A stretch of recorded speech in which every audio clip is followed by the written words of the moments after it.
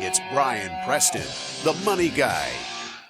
Hey, do you want a controversial one that might tick some people off? Oh, great. Okay, cool. Good. This is why you choose the questions, because yeah. I probably would never choose something like that. All right, so this is from Horseall. Horse, it's not Horse Seesaw. So that's not a good screen name like John the Bomb. Horse AAW. Oh, maybe it's Horse Average Accumulator of Wealth. I don't know. I probably just made that up. All right, he said this is what he said, or she said. Was that the controversial part? Was you going to just trying to totally figure out the name. offend somebody with the name? Go ahead. There is whole life insurance for babies, and I want to know if it's worth it. They said we can use the money if the child develops some catastrophic illness. All right, so let me start with the academic portion of this, and I'll let you get into the real part.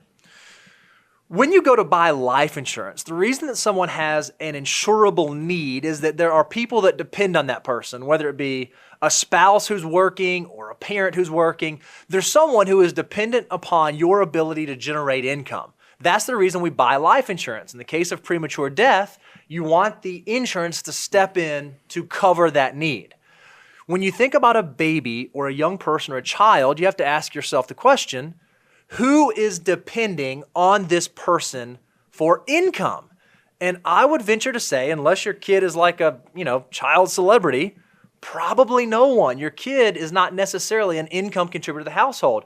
So in my opinion, it doesn't often make sense to buy life insurance, especially permanent life insurance, on young children. Here's what I think is interesting. And look, I know there's a lot of good life insurance agents out there, and we even like insurance because we have a lot on ourselves. Sure.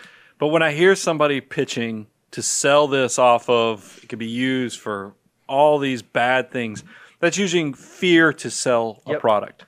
And you nailed it. If you're not living off the kid's income, what are you actually insuring?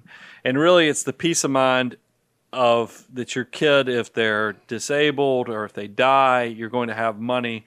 That's horrible. Just in terms, and maybe I have a different perspective because I also have a special needs child. I did not. What's funny is my parents got sold one of these policies. So there was a whole life policy on me from my childhood. You know what it did? It helped me with my wife's engagement ring because my parents paid on this premium my entire life. And then when I was 23, 24 years old, when I was buying the engagement ring, I think it had a cash value of $2,000, which to me at 24 years old was tremendous. Sure. But I think about how much money my parents were paying for a lifetime for it to only be worth $2,000. I mean, I guess it's great if you want to be helping your child with their future engagement ring, but statistically, your child's going to be fine.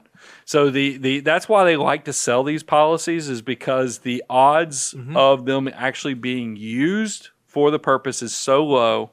And I just don't love them. So I don't recommend, I didn't buy them on either one of my children because I'm not living off of their income. And I can tell you after even having a special needs child, I'm not so sure those policies. I'd be curious to know. I'm sure there's some disclaimer or some limitation on what the services it would provide would even do for somebody like me. And I'm willing to bet if we went back to when your mom and dad took out that policy, if instead of purchasing a life insurance policy, they wanted to do something to help you out in the future. Oh, my gosh. And they had followed the financial order of operations. They did the things they were supposed to do, and they want to put some money aside. I'm willing to bet rather than 23-year-old Brian have $2,000 to help with an engagement ring, there might have been enough money house down payment. To put a down payment on a house and cover the honeymoon and help with the engagement ring. It might have done a solid all point. three of those. If you look at, instead of focusing on the fear event that they're scaring you into, think about, take the glass half full side of, since statistically your child is going to be healthy, what if you were just saving, because now with zero funds and all these, how cheap it is to invest, maybe if you set up $20 a month going into a mutual fund. Yeah. Wow. That It's is a completely, powerful. talking about putting a negative on its head for the positive, for the good. Love it. That's a great perspective. Solid add in. I love that.